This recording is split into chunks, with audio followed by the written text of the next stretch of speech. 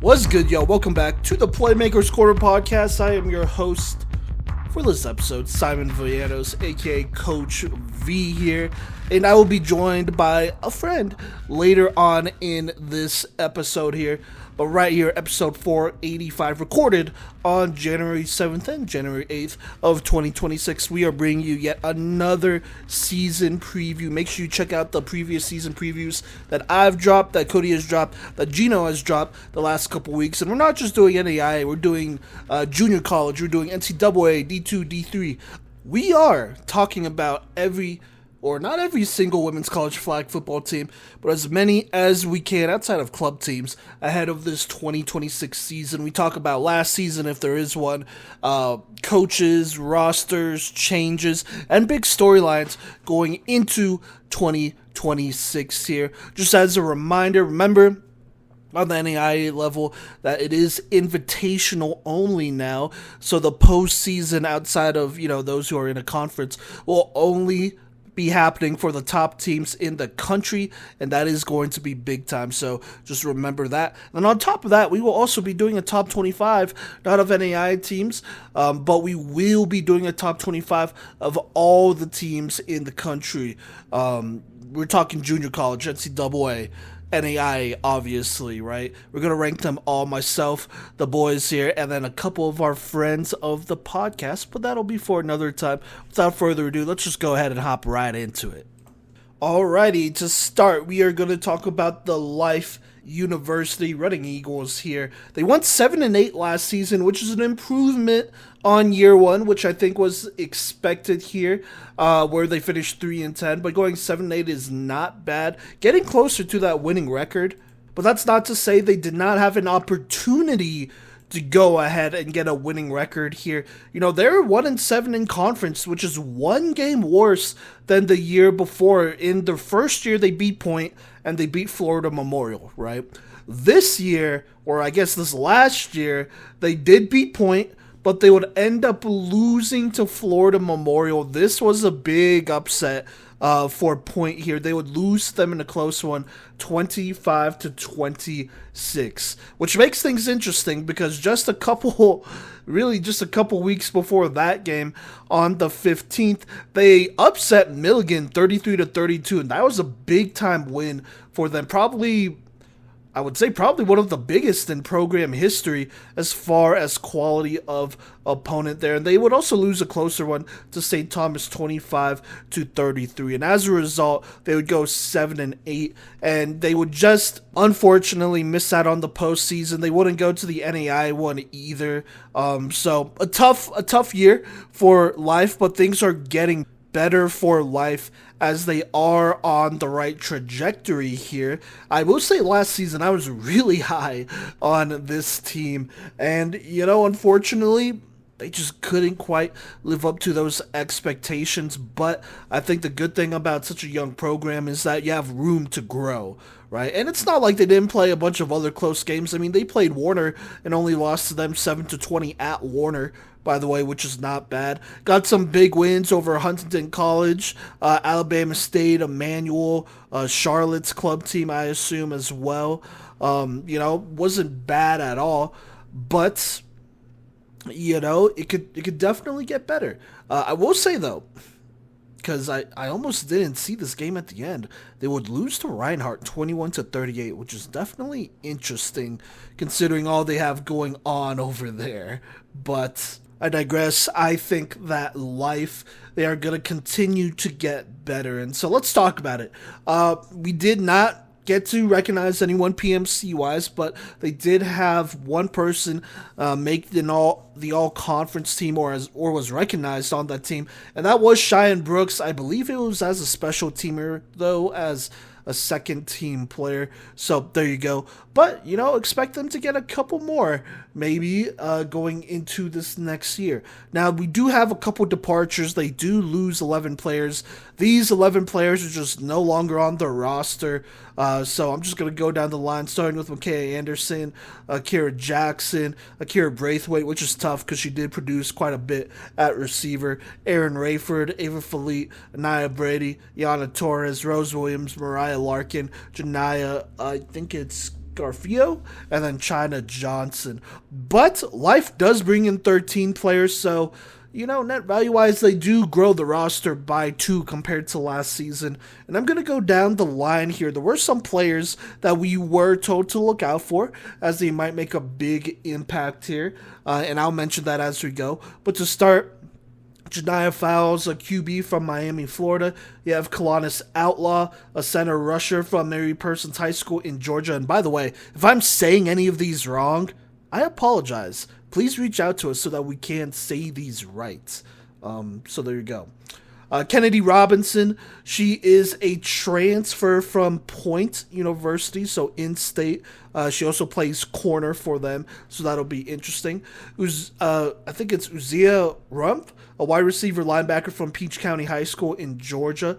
Promise Cooper is one of the freshmen that we were told to look out for, wide receiver DB from New Hampstead High School in Georgia. A lot of potential in her. Could add a nice little, kick to the offense that could take another step forward. Add, a little bit more to a defense as well that is looking to continue to develop. They also add Isabella, I think it's Perea, wide receiver DB from Chattahoochee High School. They add Jalen Schmidt from East Coweta High School. She is a quarterback, mind you, so that's interesting. Another quarterback being brought in. They bring in Layla Wade, linebacker from Grayson High School in Georgia. She's definitely another person that we were told to look out for, a physical player that could help set the tone for them, so that'll be big time. They bring in Serenity Gordon, a wide receiver from Collins Hill High School in Georgia, And then this next one, excuse me if I say this wrong, but they bring in Ianoa Garcia Velasco, a linebacker from Spain. She was actually on their national team, and she is expected to start and make a big impact for this Life squad. So that's a huge addition for them, adding a linebacker of that caliber to this team. Now, back to these recruits here. They had Jasmine Smith, a wide receiver corner from Marietta, Georgia.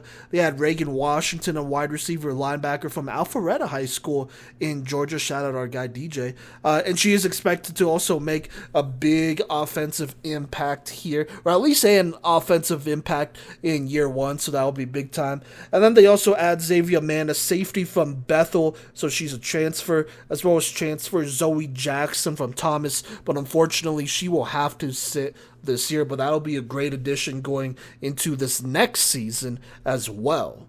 So there you go. I think Life did its job, right? The coaches did a great job replenishing that roster, adding a couple more pieces, and getting some players that could really improve this team right away. But I would expect a decent amount of them to be in development, as Life still brings back a lot of their big-time producers here, starting with the only senior on this team, a player who I feel like has been on this team forever, and Deshae Branham. She led this team in receiving yards with 47 receptions, only 47, but made that out to be 891 receiving yards and 13 touchdowns. Also on defense had 39 flag poles and 6 pass breakups here. She's an explosive athlete that will look to build on the year before, and I think she is poised for probably a 1,000-yard season and maybe double-digit touchdowns, but she has emerged as one of their more reliable athletes on both sides of the ball. If not, probably their wide receiver one for Cheyenne Brooks, who we're going to talk about later over at Life in a minute here. But she has been a great impact for them and has carved out her own role on this team. Speaking of the role on this team and wide receivers, we have Altira Gooch here, a wide receiver safety who is a captain for them this year. In the games they had stats for, she had only 22 receptions for 565 yards and 9 touchdowns. Also had 17 flag poles, 6 picks, and 9 pass breakups. A very productive player with the numbers that she got here. I felt like it took maybe a little longer than expected for her and Cheyenne Brooks to get going, but once they did, or when they did, it was really good. And, Altiera Gucci is somebody that made our all-freshman team a couple years ago, and I think has gotten better and lived up to the hype. And so, really excited to see the Branham Gooch duo back at it for Life here. Now, and really we should call this a trio because there's another player that you should keep in mind here, Latoya Mitchell, who's another captain for them at center here, who led the team in receptions with 77 for 593 yards and 5 touchdowns, also had 19 pulls, 2 interceptions and 3 pass breakups. She has definitely emerged as the key, check down option for them, which is huge whenever, you have receivers that could spread out and space the field. And so Latoya Mitchell just adds to that. And so you got a pretty good trio here. I think their top 3 receivers all return for life this season, and so that's big time, especially considering you bring back a quarterback in Cheyenne Brooks, your other captain, transferred to life from the University of St. Mary the year before, now entering her junior year. But in her sophomore year, it appeared that the transfer to life was much needed to really jumpstart her career. We knew how much potential she had at the University of St. Mary. I think going to life and then competing against Sun Conference talent, there was obviously an improvement just by looking at the numbers and just by watching her play as she got more comfortable as the year went on. But she ended up passing for 2,374 yards, 31 touchdowns to 15 picks, so a little bit on the higher side, but still definitely productive with a 2-to-1 touchdown to interception ratio. Also had 191 rushing yards and 7 touchdowns there for life. And those are only in the games that they have stats for. I'm sure she has more, but she has really impressed, and I think she could be due for a big leap going into year 2 in the same system for life as she becomes more efficient and, could really get this team going in the right direction as they look to hopefully get invited to the Invitational here in the spring. And so with all of that being said, it's really hard to not feel good about the continuity that life has going on offense. Defensively, that's not to say that you can't feel good about that either, but they also bring back a lot. They bring back Branham, Gooch, right, Mitchell, these players that I've mentioned, but they also bring back Michaela Modeste here. I think that's how you say that. She is a captain for them, 44 pulls, 6 picks, and 4 pass deflections, I believe, at linebacker, I want to say.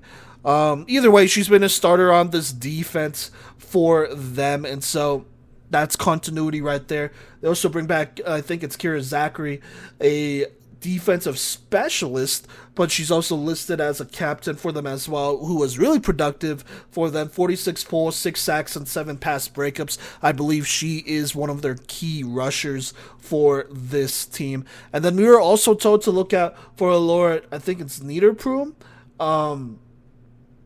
Hopefully that's how you say that, and if not, I apologize. But she's expected to take a step forward, and actually, she would take a step forward and hopefully make an impact on the offensive side of the football. And so there you go there. You still return the majority of your defense. You return pretty much everyone on your offense, right? It's really hard to not feel good about what you have if you're life, right? You were a couple games away from having a winning record. You won 7-8. And on top of that, you only have one senior going into this season in Branham.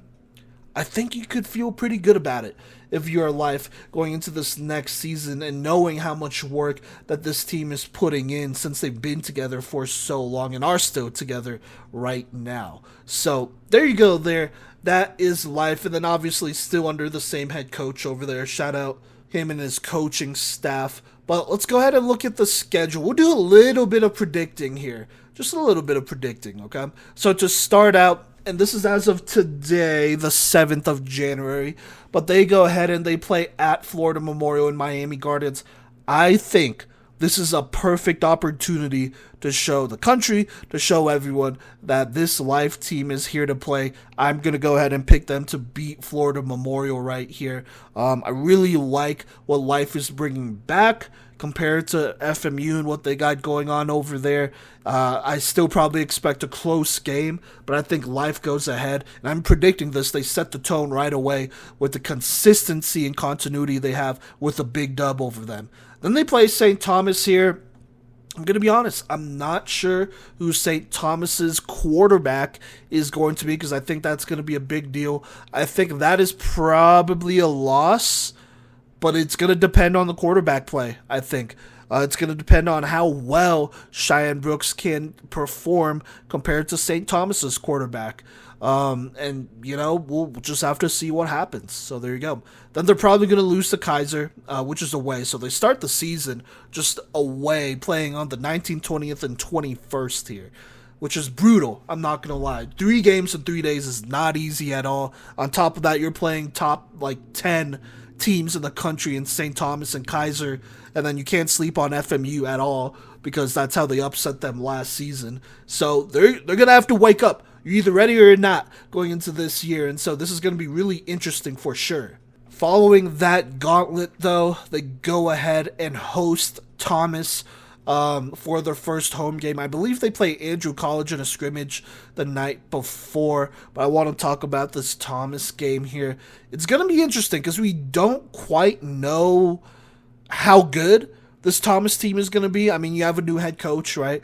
That could always be unpredictable. You have to have a new quarterback, so that's tough, right? And it's still early in the season. Thomas will be figuring it out, right? They don't have the luxury of having a Cheyenne Brooks who has been with this team for 2 years. And I do think that matters, even if they have better players. Now, am I going to predict Thomas losing to them? Probably not. Probably not. But I do think it's going to be close enough where I really wouldn't be surprised if they beat them. So we'll see. Then they play Graceland the following week, and this will be at home. I think this is going to be a great game. I wish I could go to this one live because I think it'll be really good. I think both of these teams are really vying for an invitational spot, when it comes down to the end of the season, right, in May or April or whatever. And, whatever committee is out there is looking at who to bring in for this invitational. I think they look at this Life and Graceland game, depending on, how these teams do in their season, right? Say it's best case scenario for both of them. They look at this game and they're like, hey, this game right here decided who makes the NAIA Invitational for women's flag football. The first one ever, by the way. And I think this is a perfect opportunity for either of them to put themselves ahead of the other one. So we'll see. I am going to go ahead and lean with Life. I did Graceland's preview. I believe that's what I said as well, because they will have the home field advantage.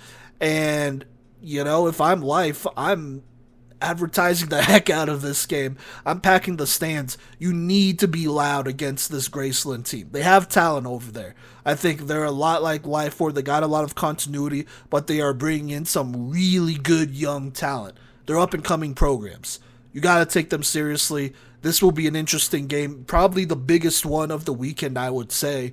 And so, I don't have the schedule in front of me, but it will definitely be a game that we'll recap if we get the live stream to that, and I think we will. But this will be a good one for sure. Then they play Erskine College later that day, I believe, and I think, they're a first-year program.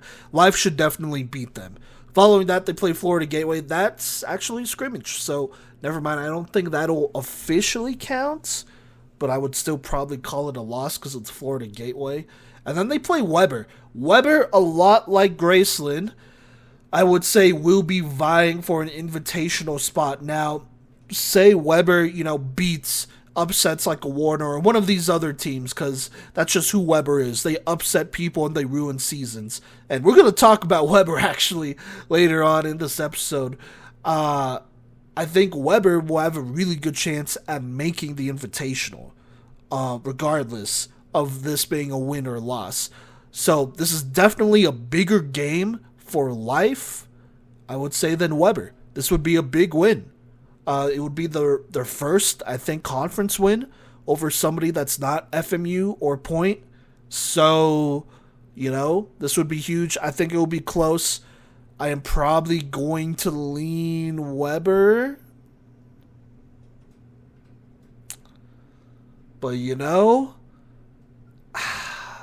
on paper, there's a lot of continuity. There's a lot of continuity at Weber, too, though.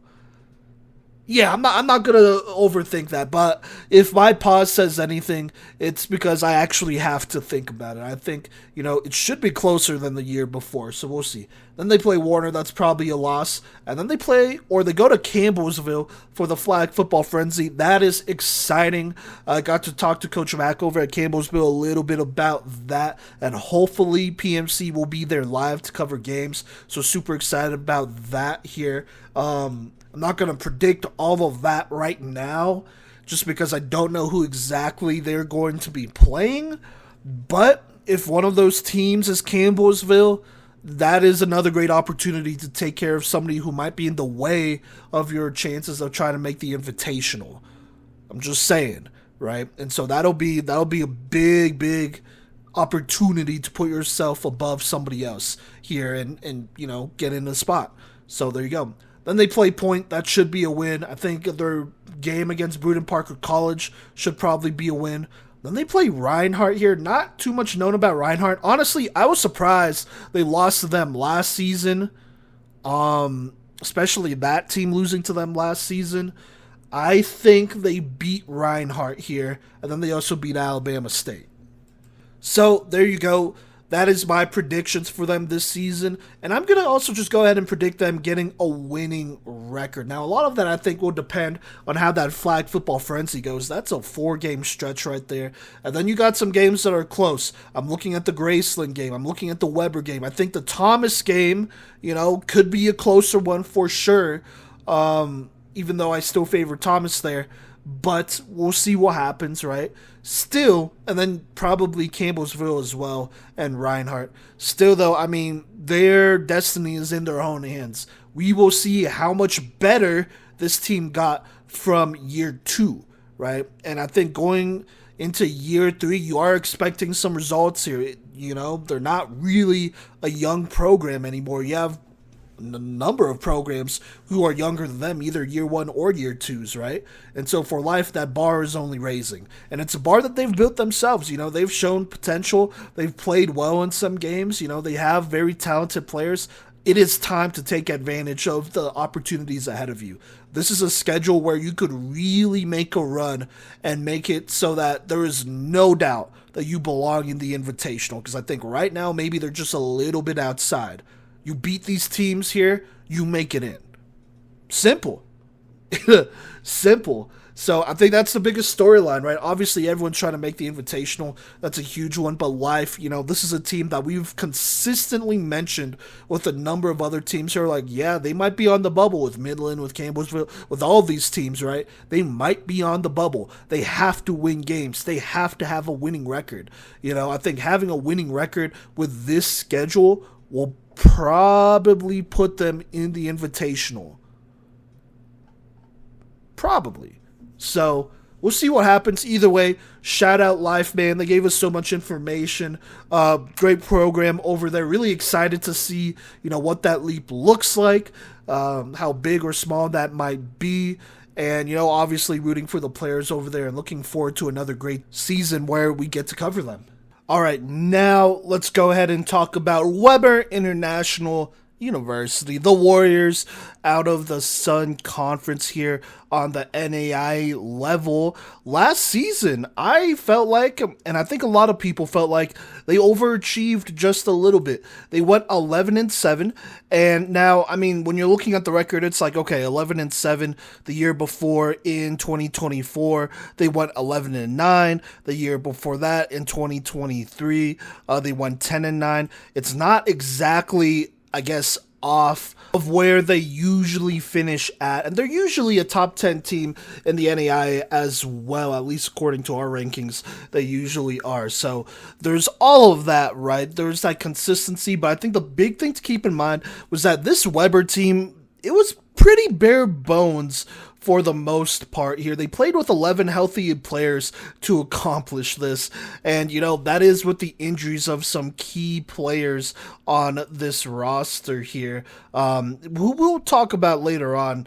But, Weber, they didn't play bad, winning 11 games with 11 players, especially playing in the Sun Conference and doing that. I think that just shows how much grit this program has installed into its culture, frankly. They got a lot going on over there for sure, and are very talented, and just one of those teams that can upset you at any time.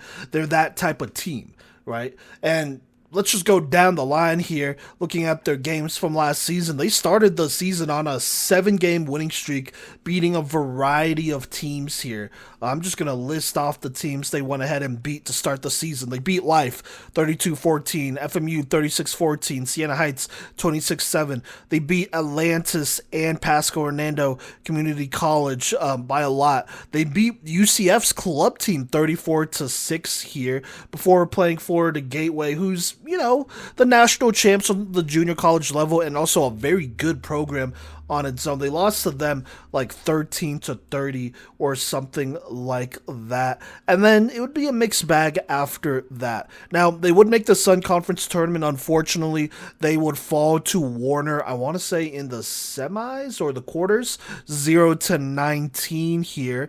But they would go to the NAIA National Tournament where they would get a big win. This was a huge one, I thought, over Milligan that basically guaranteed them a spot in the upper bracket, the gold bracket, and then they would blow out the University of St. Mary 33-6. Unfortunately, in the top bracket, they would pull one of the top teams in Thomas and lose them 33-0, which is better than their 44-6 showing in the regular season, but it was Thomas. Altogether, 11-7 really isn't bad considering how bare bones this roster was. Now, they did have a couple people who were recognized here. Caitlin Sigmundy, their star safety / wide receiver, made our All-PMC team last year at DB.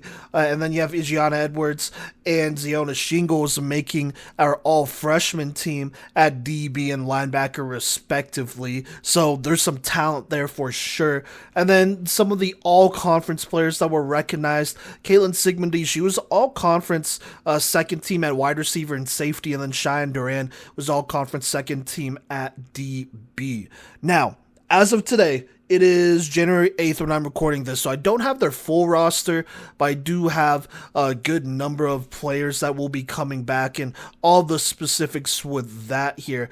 But I think this was just something that we had to touch on here. Their biggest departure is their starting quarterback of the last 3 years, Sam Wilson. She's their all-time leading passer in pretty much every category. I mean, they've only ever had, I think, one other quarterback before her, but she is graduating and will choose to move on from Weber this season. And so that's tough. To lose a quarterback. Even though she was not recognized by us or the conference, we know how good of a quarterback she is. She's somebody who showed that she could hold down this position for multiple years and be productive. I don't think Sam Wilson had a losing record in her entire time as a Weber Warrior for them. So that's just tough. That is a big position that you got to fill up with somebody to take advantage of this roster. And, they added a decent amount of players. I think Sam Wilson's probably the biggest player to leave here as far as impact goes. I think Bree Cam is not there anymore as well, if I'm not mistaken. She's one of the other seniors there. But everyone else will be coming back. But before we talk about the ones coming back, let's go ahead and talk about some new additions, some players they are bringing in, starting at the quarterback position. They do bring in 3 quarterbacks that I was able to find. They bring in Ariana Herrera, who graduated from Leonard High School. Unfortunately, fortunately, I mean, she played behind the likes of an Abby Elwell and a Sydney Elizondo, 2 players who I think are college-level quarterbacks and starters at that. I think Sydney just committed to Daytona State and will probably I would imagine, be their next quarterback up. And then Abby Elwell, I believe, is playing for a club team down in Florida, which is no joke at all. And so Ariana Herrera, just being behind these 2 great quarterbacks, just did not get a lot of playing time as a quarterback on varsity, but on JV in 2024, it is worth saying because these stats are there. She threw for 2,815 yards, 53 touchdowns, only 2 picks on 61%. And That was in 13 games only here. She could be a Matt Castle type of story, an absolute steal at quarterback, somebody who doesn't start at all, right? And then comes on to the next level, starts a couple games, it could be big time for them. And so that could definitely be a steal there, but she's definitely going to be competing for this open quarterback spot. With her as well, you have Briley Cam, and if I'm saying that wrong, please feel free to go ahead and correct me there. But played for University High School, where she was the starting quarterback. Could not find much film or stats for her, but it seems like she was a stud in her time in high school over there. And so definitely another player to keep in mind in this quarterback battle. And then you have a transfer in Haley Mole. She's going to be a junior, a 5'10 junior quarterback who last played flag football in high school for, I think it's Pompano Beach. She threw, I think this is her senior year, threw for 1,650 yards, 20 touchdowns and 9 picks in the 9 games listed for them. And so I'm sure she played more games than that, but still pretty productive in that time. And so those are the 3 quarterbacks vying for this quarterback position here for Weber. And I've said this before, I'm going to say it again. If you don't have a quarterback, you really don't have a team here. But when you have a team this good with continuity pretty much everywhere else, maybe you do have a team, and it's going to be a good team at that because there's a lot of experience. But like I said, we'll talk about the experience later. Let's talk about the additions still here. They bring in Paula Cruz, who played for Crescent City High School, made the Jaguars All-Prep, I think it's 26 team or 25 team. In her senior year, recorded 10 interceptions, 6 pass deflections, 72 flag pulls, and then on offense had 59 receptions, 513 yards, 2 touchdowns, and then in addition, 65 carries for 543 yards and 7 rushing touchdowns, also throwing for 326. She's going to make an impact somewhere on this team. A versatile flag football player is a good flag football player. So that's a great pickup right there. Somebody that you could potentially plug in and use in a number of different areas. It's just going to be a matter of seeing where is most efficient.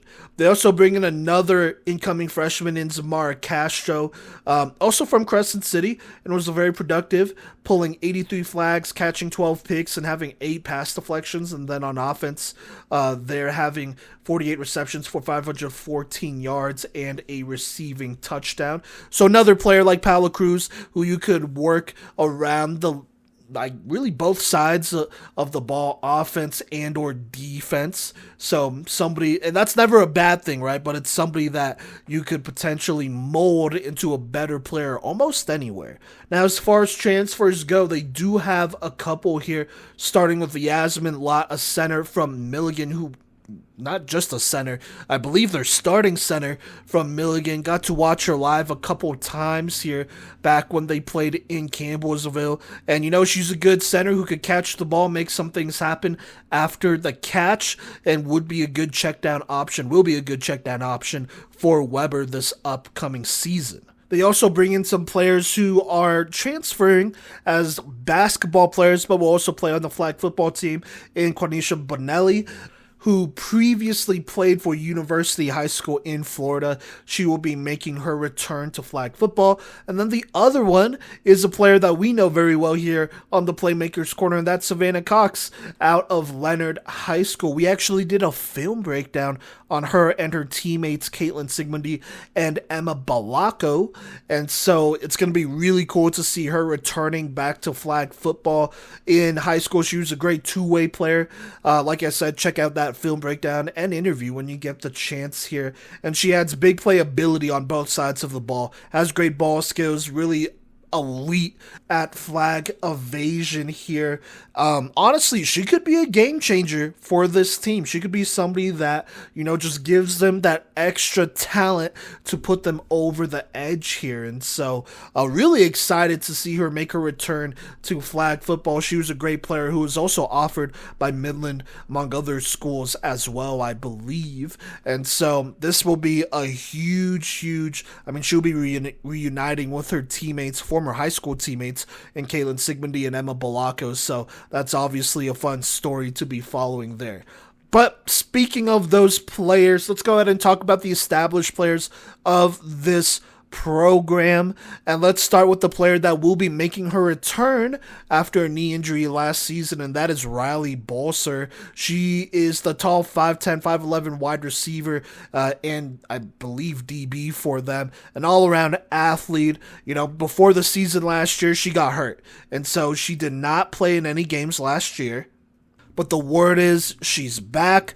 The recovery was great. She's better than ever and super focused on this year. She will be an absolute menace for Weber this upcoming season.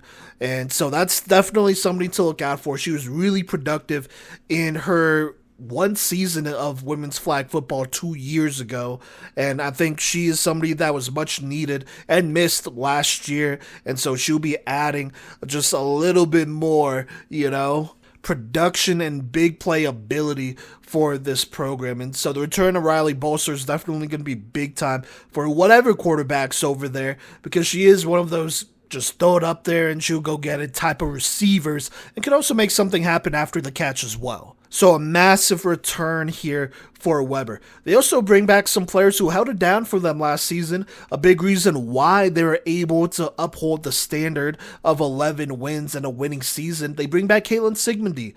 We read off her accolades earlier on and whatnot, and she is, let me just go through the numbers. As a receiver, brought in 67 receptions for 821 yards and 11 receiving touchdowns. Also had a rushing touchdown and passing touchdown. And then defensively had 37 flag pulls, 15 interceptions, and 14 pass deflections. She's always been a good player, but last season really stepped up and played well when this team needed her for them to win the games that they got. And so now going into this next season with a little bit extra help, she's going to be as dangerous as ever.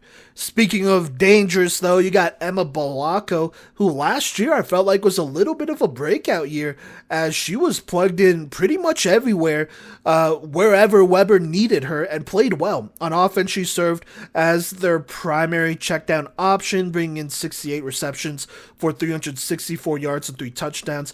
Defensively had 69 flag pulls, which is up there, 2 sacks, 3 picks, and 4 pass breakups. Emma Balako has really developed into the type of player that we felt like she would be coming out of high school, which is somebody you could plug in anywhere. An athlete that you could give the ball and she could go make something happen. That you could plug in on defense and she could go make something happen. She has become a reliable starter for this team and just a very notable glue player for this team as well. Somebody that, when you need a play to happen, she will go make the play happen, right? Put her in position and she will do her job. And so she's become a very reliable starter for Weber. And I think her coming back, just bringing all the experience that she has, will be huge for this team. And then speaking of that experience, they also bring back Cheyenne Duran, coming back for another year, a key veteran presence. Last season brought in 64 receptions for 551 receiving yards and 5 touchdowns. Defensively, she had 53 flag pulls, 7 interceptions, and 11 pass breakups. She is one of the best defensive backs in the country. Not tested as much as you would probably think, but, when you've been around this long and have found success this long, teams just tend to not throw to the most experienced player on the other side. And that's who Cheyenne Duran is. And like Emma Balako, like Caitlin Sigmundy, all these players who could play both ways, she's done her job. A huge reason why they have 11 wins, or they got 11 wins last year and got a winning record. And so that alone is a pretty good core to be working with coming back. On top of that, you bring back Edwards and Shingles, who made our all-PMC, all-freshman team last year. The dynamic DB linebacker duo, also, contributing on the offensive side of the ball. They will be back, and that'll help fill out the rest of this defense. And then you also return Kalia Gator, had 36 flag pulls and 8 sacks as a freshman. A little bit of a, leaper player for this team. I don't want to say sleeper for this team. I think they all know how good she is, but for other teams facing them, she was decently productive with 8 sacks and 36 pulls as a freshman. Expect her to take a step forward. I think there's very high hopes on her and her development going into year 2. And so with that being said, on top of that, they bring back Chloe Price as well, a freshman last season, coming back from a knee injury that adds some much needed depth to this defense and offense as well. All of that being said, Weber last season, they had some struggles, right? They had some adversity that they had to overcome. You look at the number of players who were producing on both sides of the ball. That's a good thing. Now, this year, you add in some reinforcements. You add back a dynamic player, probably, I would say, a true number 1 receiver in a Riley Bolser, also somebody who could play DB. You add some other great players here, like a Savannah Cox, a Yasmin Lott, right, a Quanisha Bonelli, a number of quarterbacks, 3 different quarterbacks to pick from to lead this team. There's a very good mix right here for Weber, but it's going to come down to, in my opinion, it's going to come down to the quarterback play. But before we get, and I think that's an obvious thing to say, but before we get into all those storylines, let's go ahead and look at their schedule as of today, January 8th. As of right now, they open up the season on February 18th, Wednesday, versus Hope International. They come to Florida. Hope, a first-year NAIA program out of Cali. I think this is probably a win for them. Then they play Bruden Parker on the 28th. That's probably another win, another first-year program out of Georgia this time, though. Then they have a couple games in Tampa on the 5th, 6th, and 7th. Following that, they play St. Francis College of Brooklyn. That should be a win, I would imagine. They then play Siena Heights again. This is probably, in my opinion, the first game that I look at, I'm like, well, if Siena Heights, they get some things going, they get better, this could be a challenging game. But I do think by this point, Weber should have a decently established quarterback or a plan here at quarterback. And so even though it might be closer, I'm probably still going to lean Weber because they are at home. And then after that, they play Florida Memorial in Miami. We'll see what happens in this game. I don't think they'll lose to them, but FMU, they got some athletes over there. You really never know. I'm still going to go Weber, though. After that, they play Point, Reinhardt, Life. I think Point and Reinhardt are probably all wins. Both teams with new head coaches. Life will be probably a little bit closer. It'll also be away. It's going to be close. I think this one will legit come down to which quarterback plays better between Cheyenne Brooks, who is going into year 2 for Life over their year 3 as a women's college flag football player, or will it be one of these quarterbacks that steps up for Weber as a first-year starter and play better? We'll see. Life, they got some talent over there. So does Weber. But I think at the end of the day, whoever's quarterback plays better will win the game. So there you go. Following that, they play Thomas. This is an interesting game because I don't quite know where Thomas is quarterback-wise. Now, as far as the roster goes, I think they have a really good roster again this season. I am probably going to lean Thomas, but do not be surprised if Weber beats them here. Weber has always been one of those teams that you have to look out for because they will upset you if you are not ready. This is one of those games for Thomas, I feel, going into this season. Even though they got a lot changing for them over there, I don't know. We'll see what happens, but I don't know. I think it could go Weber's way, but I'm going to lean Thomas for now. Then they play Alabama State. That's probably a win. Following that, last couple games of the season, or at least as of right now, the last couple games of the season go Kaiser, Warner, and St. Thomas. I don't think they beat Kaiser. I don't think they beat Warner, who I know they have a lot of respect for over there. St. Thomas, I think, could be a win. I think, once again, it's going to come down to quarterback play. Whose quarterback plays better? Because St. Thomas will also be going through a quarterback change. So, there you go. There's not a lot of games here. I mean, I think those games in Tampa would help me with this prediction. I think I'm looking at the schedule for Weber, and I'd be surprised just right now, not knowing who their quarterback is. Even then, I'd be surprised if they do not have a winning record. I think after last season, playing a little underhanded, Yes, you did have your quarterback as well, though. I would still say after last season, Weber has set the expectation that, they should have a winning record almost every year. Obviously, that's the goal for them over there, to win more games than lose. But, they have a lot of experience over there. They have a lot of continuity, especially on the defensive side. And really, just looking at the skill players, they got a lot of continuity going on there. I'd say there's almost too much continuity for them to fail badly this season, which, is not like, I don't know. I think it's saying they have a high floor. That's what I'm trying to say there. They, at the very least, they have a very high floor with who they are bringing back. Now, they got to make the NAIA Invitational.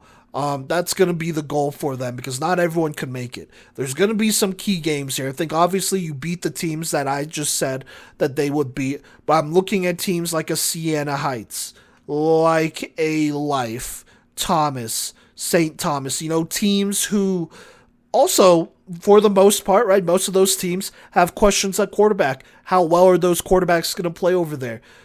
Look, at the end of the day, when you have an inexperienced quarterback and they have an inexperienced quarterback, it's going to come down to seeing who plays better, And that's the big storyline, I would say, for Weber going into the season. Whose quarterback is going to play better, theirs or the opponent's? Because legitimately, if their quarterback just manages the game, doesn't have too many turnovers, makes the right plays, which I think sounds super generic and cliche. I mean, generic and cliche, that's going to win you games. You catch the ball, you pull flags. That is directly from Coach Molesky. That's how you win games, right? But you cannot win games if your quarterback is throwing picks, if your quarterback is not completing passes. That's also another fact in flag football. And so we're going to see what happens, but I do think they have a good roster here. I think the skill positions, there's so much experience there, a good blend of experience and then just young talent who have a lot of potential and will be this next generation of great Weber flag football players. But, there's only so far those skill players could take you when it comes to flag football. And so, really excited to see what happens. I wouldn't say they're on the bubble. I'd say right now they're definitely, I'd consider them a top 10 team in the NAI for sure, right? But things change. Teams who you beat, they beat you. That's how life goes. And so the only way to resolve all of that is to get it done on the flag football field. And so we're really excited for this season. It's going to be a new era. I think, this is the first season that we're covering Weber flag football without Sam Wilson. And so obviously you're going to miss her, but there's so many great players here. I'm looking at those Leonard girls in Emma Balacco, Caitlin Sigmundy, even Savannah Cox as well, who will be rejoining them, who, this might be their last season. And, we really look forward to covering this last season for them, as we've covered them since high school. And so there's a lot of good history here, a lot of great players. Weber has always been kind of an underdog, a dark horse team, but nonetheless a very fun team to follow, as at the end of the day, they're going to go win games. That's what they do, right? And you never know. They'll go upset somebody. They're always a threat to upset somebody for sure. And so we will see what happens. Maybe they go from upsetting people to, just being expected that they're a power here. And I would expect them to be a power, but even more so going into this season. And so, all that being said, so much speculation, right? They're talented. They have a great coach over there. We are rooting for them. We're rooting for their players. We're rooting for the coaches. We wish them a great season. And we are just really excited to have the opportunity to cover them again going into 2026. Hey everybody, it is Kodey here with the Playmakers Corner podcast, popping in on this episode to talk a little bit of Florida Gateway Community College here. These are the reigning champs here for the JUCO level and just continue to be competitive in everything that they do. and continue to absolutely wreck in everything that they do. We look back at last year's run, and it was nothing short of spectacular. I mean, Gino and I, we went to the championship game, and there wasn't a lot to cover there because they just took care of business. I mean, this team only lost 3 games last year. They lost to Thomas 33-0. They lost to St. Thomas 34-8. And then they lost to Kaiser 7-0, just 7-0 to the team that made the NAIA National Championship, and really one of the teams that promoted this idea of covering everybody and doing a national ranking that includes JUCO, D2, NAIA, and just everybody, because they all play each other at some point, is the truth. And I mean, they held it down the entire time. Right, so, I mean, and they were clubbing some NAIA teams. I mean, they beat Point 52-0. They beat Florida Memorial 52-0. They beat Weber 30-13. Point again 44-0. Then back on the JUCO level, they took care of Daytona State 35-0 the first time that they met. They then beat them 42-6. They then beat them in the FCSAA Women's Flag Championship 37-0. And then finally in that national tournament that Gino and I attended, they won 68-13 over Daytona State.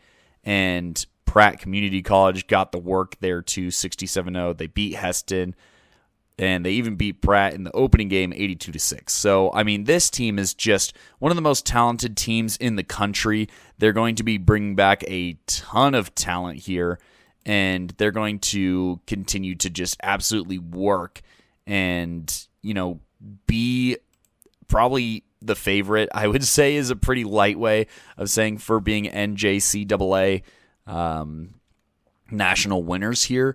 Now, they do lose some talent here that does make it a little bit different for them to...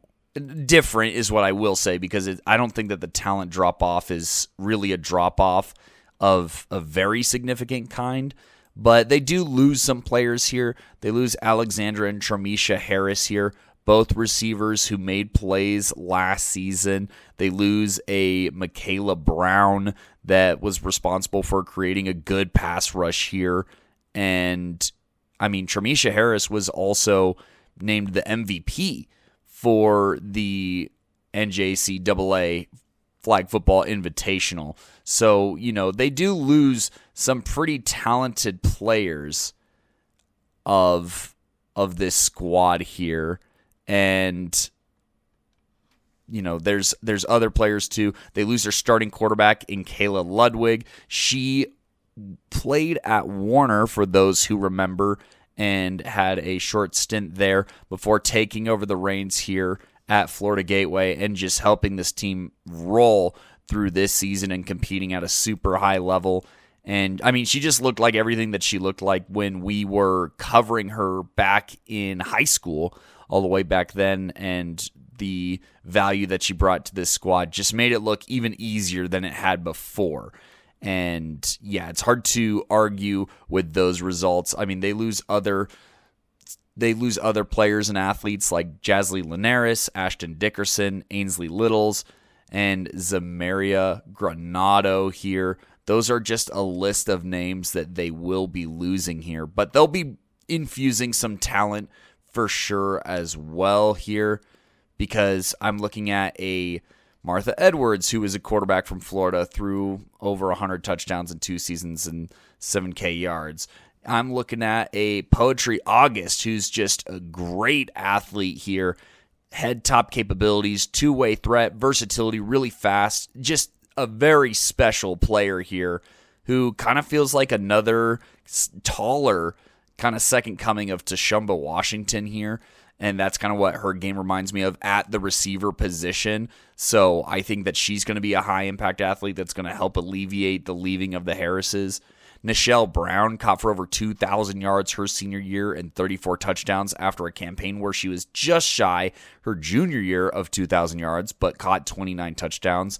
She also represented the Jaguars in NFL regional flag play, along with Emma Reyes here, who's a versatile athlete. She was all-county in high school as far as all-county teams go, and also has that NFL flag experience, wins, playmaking ability, is a just utilized and versatile player here.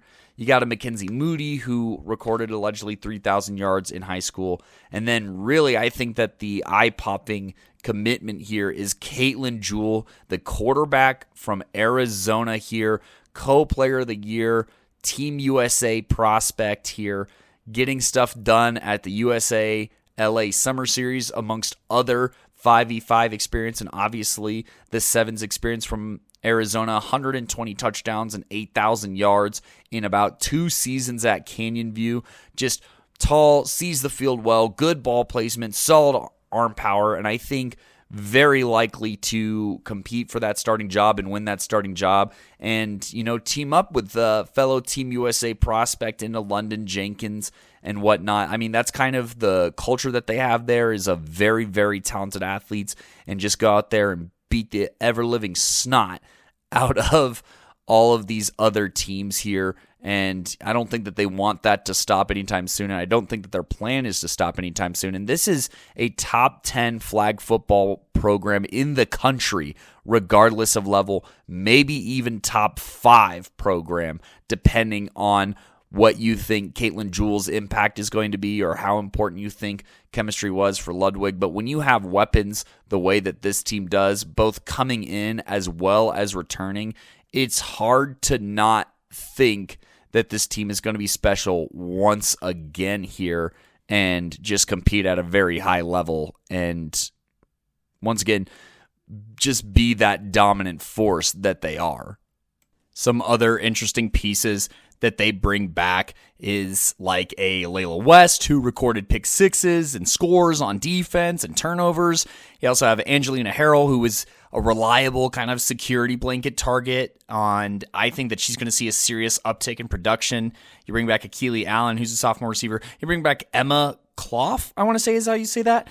And, she was utilized in that double quarterback set. She also got plenty of playing time at quarterback. I think she could continue to provide that same value and upside. And I'm kind of excited for this quarterback battle between incoming quarterbacks as well as players that are coming back who have experience at the quarterback position, as there are a few of those. And then obviously with Caitlin Jewell and Martha Edwards in the mix, there's a lot of creativity that this offense can do to utilize their playmakers, and I think that they do a good job of being creative thanks to their coach.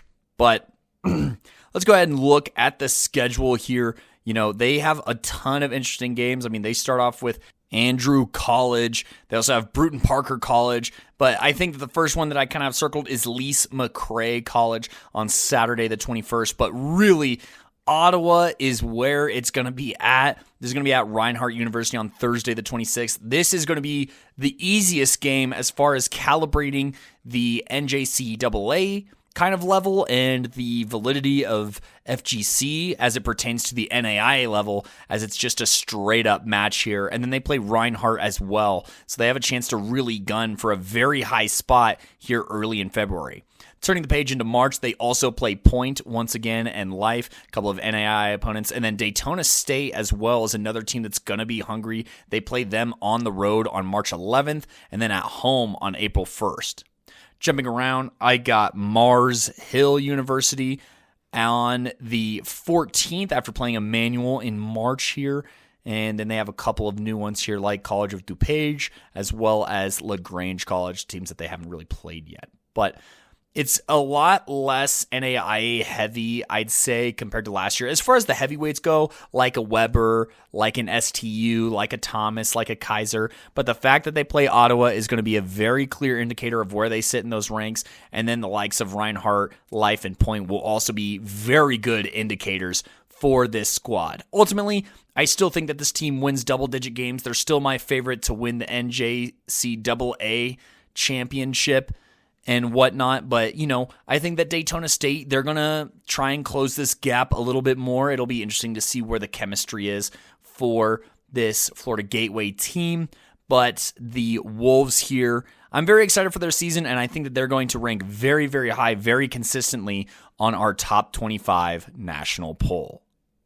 All right, and that'll do for this episode. Thank you so much for rocking with us. If you want to check out our social media at Playmaker Corner for more news of when more content will drop, make sure you go ahead and do that. We will be dropping way more episodes here and previews as the season comes closer, including a top 25 of all, at least for us in the preseason, of all the women's college flag football programs, or at least the best ones in our opinion. So be on the lookout for that. And once again, thank you so much for rocking with us. We will catch you later.